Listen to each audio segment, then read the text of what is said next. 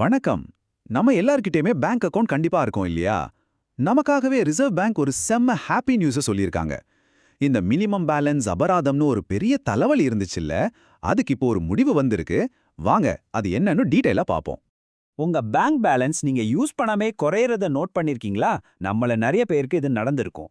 ஏதோ ஒரு பழைய அக்கவுண்ட்ல ஒரு 1000 ரூபாய் போட்டு வச்சிருப்போம். சரி அப்புறமா எடுத்துக்கலான்னு விட்டா கொஞ்ச நாள் கழிச்சு பார்த்தா அதுல காசு கம்மியா இருக்கும். எங்க போச்சுன்னே தெரியாது. செம்ம கடுப்பா இருக்கும்ல.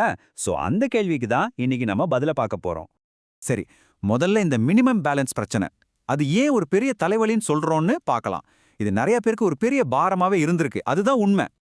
இப்போ ஒரு சின்ன உதாரணம் எடுத்துக்கலாமே. ஒரு பழைய அக்கவுண்ட்ல ஒரு 1000 ரூபாய போட்டு வச்சிருக்கீங்க. சரி, அப்புறமா ஏதாவது தேவைக்கு யூஸ் பண்ணிக்கலாம்னு நீங்க அதை கண்டுக்காம விட்டுருவீங்க. ஆனா ஒரு 6 மாசம் கழிச்சு போய் பார்த்தா அந்த 1000 ரூபாய் அப்படியே இருக்காது, கொஞ்சம் குறைஞ்சிருக்கும். எங்க போச்சுன்னே புரியாது. ஓரளவுக்கு விவரம் தெரிஞ்சவங்களுக்கு ஓகே இது மினிமம் பேலன்ஸ் அபராதம்னு புரிஞ்சிடும். ஆனா பாவம் பல சாதாரண மக்களுக்கு நம்ம காசு எங்க தான் போச்சுன்னு தெரியாம ஒரு பயமோ குழப்பமோ வந்துடும் இல்லையா? ஆனா நல்ல விஷயம் என்னன்னா அந்த நிலைமை தான் இப்ப மாறப்போகுது. சோ இந்த பிரச்சனைக்கு ஒரு முற்றுப்புள்ளி வைக்க இந்திய ரிசர்வ் பேங்க் அதாவது ஆர்பிஐ ஒரு அதிரடியான புது உத்தரவை போட்டிருக்காங்க. முக்கியமா என்னன்னா இது எல்லா வங்கிகளுக்கும் பொருந்தும். ஆமாங்க, இனிமேல் பேங்க்ஸ் அவங்க இஷ்டத்துக்கு மினிமம் பேலன்ஸ் அபராதம் போடவே முடியாது.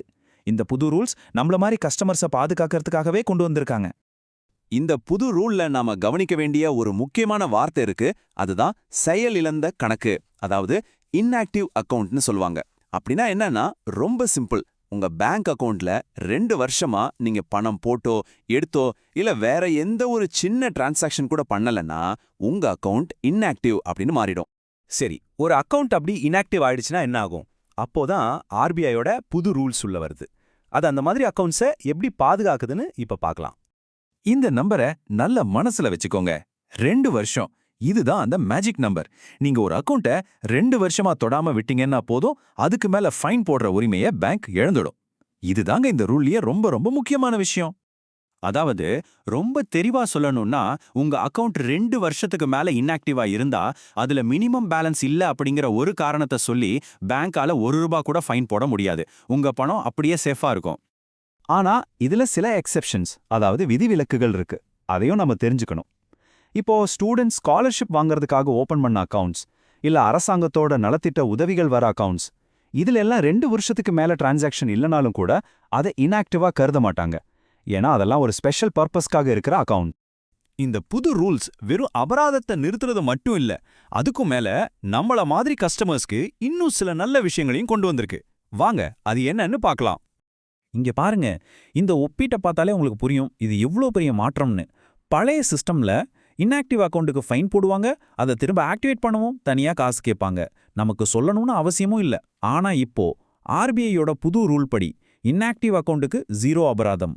திரும்ப ஆக்டிவேட் பண்ணுமா, அதுக்கு எந்த கட்டணமும் இல்ல, ஃப்ரீ. எல்லாத்துக்கும் மேல பேங்க் கண்டிப்பா நமக்கு இதை பத்தி சொல்லி ஆகணும். சோ வங்கிகளோட பொறுப்பு இப்போ ரொம்பவே அதிகமாயிருக்கு. அவங்க என்ன பண்ணணும்னா, ஒரு அக்கவுண்ட்டை 2 வருஷமா இன்ஆக்டிவா இருக்கிறத முதல்ல கண்டுபிடிக்கணும். அப்புறம் அதோட ஓனரான உங்களுக்கு SMS, இமெயில் இல்லைன்னா லெட்டர் மூலியமா தகவல் சொல்லணும். ஒருவேளை உங்ககிட்ட இருந்து எந்த பதிலும் வரலன்னா, உங்க அக்கவுண்ட் ஓபன் பண்ணும்போது யார் உங்களை அறிமுகப்படுத்தினாங்களோ அவங்களையாவது தொடர்பு கொள்ள முயற்சி பண்ணணும். பாத்தீங்களா எவ்வளவு ஸ்டெப்ஸ் இருக்குன்னு? சரி, இவ்ளோ நேரம் ரூல்ஸ பத்தி பார்த்தோம். இதனால நமக்கு, அதாவது உங்களுக்கு என்ன லாபம்னு இப்ப சுருக்கமா பாத்துரலாம். சோ நீங்க தெரிஞ்சுக்க வேண்டிய முக்கியமான விஷயங்கள் இதான்.